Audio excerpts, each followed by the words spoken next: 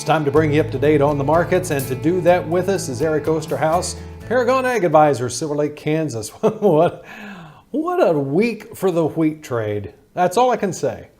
Yeah, it's been a little interesting. I mean, we have a couple days in there where we start squeaking out some gains. It seems like you get a little bit of hope, maybe some weather, maybe some other fundamental things starting to come in to push the wheat trade, and then it stalls. And over the last several months, when we have had a rally in wheat, it does seem like we can stand about 3 days of upside, and then we've got to have a little bit of weakness creep in. And so far, that's really what we've seen. And the last several days, honestly, it looks like an awful lot of short covering is what we've seen. When you have the funds so heavily short this time of the year, you know, again, it does at least show you that even the funds may be a little bit nervous about being this short a wheat market at this time of the year, especially with the weather that we've been experiencing. So we'd like to see that continue a little bit more than just what we've seen. But again, maybe we will continue to see that as we get closer and closer, maybe to that eventual trade deal. Right. Eric, I'm glad that you bring up the weather. That seemed to dominate the markets, both the grains and the livestock, particularly the latter half of this week. Yes, it really did. I mean, first in the grains, the other thing that we have coming up real soon, now that the belief is that this trade deal will probably be another month away at the very least, it gives the markets other things that it can trade.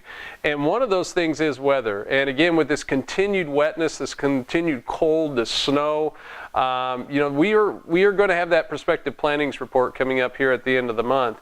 And it's really starting to look a little bit for some areas like planting corn might be a game time decision, if you know what I mean. And so there is room for the market to trade that push and pull for acres here in the nearby, in the grains. And I think we've seen a little bit of that. But even like you mentioned, back on the livestock side, again, it's every 2 to 3 weeks, it seems we have a big weather event roll in, and it certainly is pressuring the animals. You know, when you talk about weights and you talk about numbers and you're talking about the packers and their ability to move product, all those things have really suffered with this weather. And it does look like we may have a slight break here for just a little bit, but again, I see in the 10 to 14 day, there's another at least rain event that I see coming in again. So. Yeah, and I think weather's going to dominate this for quite a little bit here. You made mention of the fact that the trade basically understands now that we may not have any word on China trade till April. There's no sense in keep talking about that. The trade is obviously getting wary of that.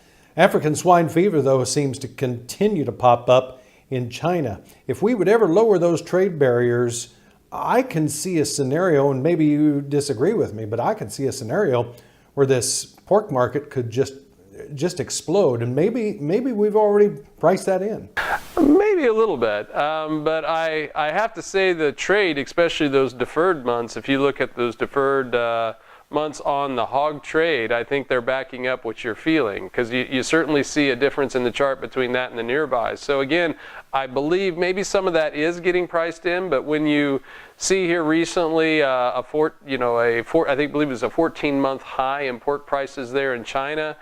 You couple that with a pretty decent export number that we've seen here in the last couple of days on pork products. All those things start to add up, and it does feel like the trade is maybe pricing in the fact that we will eventually get this trade deal done. It might not be in the next 30 or 60 days. I think that's why you're seeing those deferred months in the hogs look a little more positive than the nearbys. But it does look like some of that might be priced in. You know, maybe we certainly aren't just going to go up nice and smooth and easy. That wouldn't be any fun. But it does look positive for the hog market here in the long run. I also want to touch on the cattle market while we're here as well. The weather obviously affecting that, and particularly this last round. Weights have got to be off still, I would think. Yes, and that is, you know, in talking with producers who are out there actively doing this, obviously they've seen the result of this, especially in their sales. The weights are down. Obviously the animals have had to work a heck of a lot harder just to keep upright, if you know what I mean. And of course, that doesn't equate back out to great gains out there. So it does feel like in the next 30 to 60 days, we'll probably see some of the effect of that. Now, how much product is in the freezers? Is that enough to make up the difference? I guess we'll wait and see. But it still seems like it's a positive support to the market. Yeah, and that market, you got to watch that market too, because we're getting to that time of the season when we start to back off a little bit, and that market has got a lot of longs in it right now, so it'll bear watching. Yeah, that's a great point. I mean, you can get too caught up in talking about the same positive news, but you always have to keep an eye on the funds and where the volume is. And just like when they get too short, you need to start looking the other way. Sometimes for a period of time when they're too long, you need to start looking the other way. So that is a good point.